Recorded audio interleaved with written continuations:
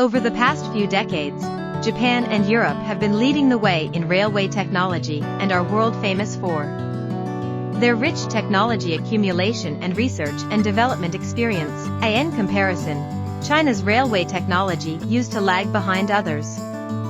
However, with its strong manufacturing foundation and continuous technological innovation, China has achieved a leap from a technology follower to a technology leader in just a dozen years. Especially in the fields of high-speed rail and urban rail transit, China has surpassed many developed countries, including the United States. In March 2024, China once again showed the world an epoch-making technology hydrogen energy city train. This train is the world's first to rely entirely on a built-in hydrogen power system and represents the latest achievement of China's railway technology. During the experiment, the train reached a speed of 160 km/h.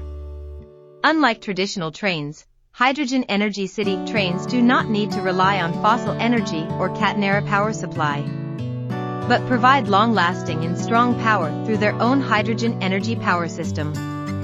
So, in today's video, I will introduce to you in detail this Chinese hydrogen train that is changing urban transportation, and see what significant advantages it has compared to traditional trains. Developed by China Railway Corporation, this train has world-leading hydrogen fuel cell technology and can achieve zero-emission operation.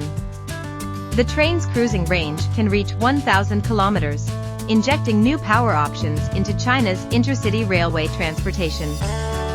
The launch of hydrogen energy trains will effectively alleviate urban traffic pressure, reduce environmental pollution, and provide a more convenient choice for travel. As the world's first mass-produced hydrogen EMU, this achievement will have a profound impact on China's intercity railway transportation.